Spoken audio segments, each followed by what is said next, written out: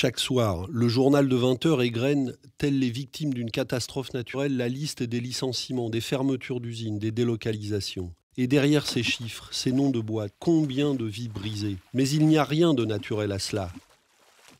C'est le résultat de politiques financières de rentabilité qui mènent la France dans le mur. Tout pour la finance, on lâche la bride aux actionnaires, seul le profit compte et on voit le résultat. Au milieu de ce désastre, vous avez d'un côté le soldat Montebourg, plus ministre de la parole que ministre du redressement productif. Et de l'autre, vous avez l'armée des perroquets sur leur perchoir, qui, quelle que soit la question posée, siffle la même réponse, celle que leur souffle le MEDEF. Pour maintenir la France dans le peloton des têtes des pays développés, il faut créer un choc de compétitivité. On sait ce que ça veut dire, baisser les salaires, réduire la protection sociale, attaquer les droits des travailleurs, la durée légale du travail. Et cela conduit la France et l'Europe à la catastrophe. Même le FMI, qui n'en est pas une contradiction près, le dit. Tout en réclamant des mesures de plus en plus drastiques aux États, il s'interroge sur l'impact négatif de ces politiques d'austérité qui sont en train de tuer la croissance. Et puis, il y a des syndicats qui le disent depuis longtemps, et chaque jour de nouveaux économistes, et même des prix Nobel, qui tirent comme nous la sonnette d'alarme. Mais qui les écoute ? Disons la vérité.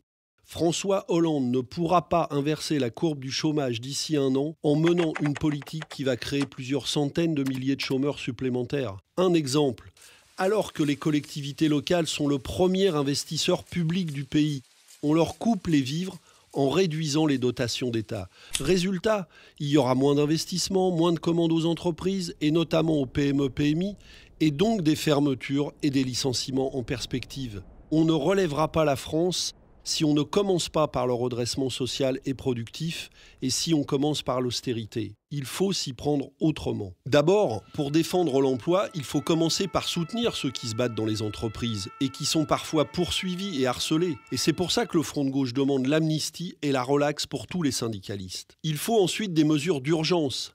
Et nos parlementaires proposent de voter une loi pour interdire les licenciements boursiers. Si les députés socialistes et verts le souhaitent, c'est possible.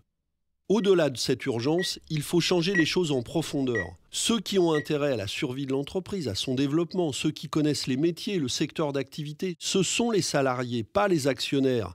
C'est à eux qu'il faut donner beaucoup plus de pouvoir dans l'entreprise. Et puis, il faut faciliter le développement des coopératives, la reprise des entreprises par les salariés quand ils le souhaitent, avec un droit de préemption.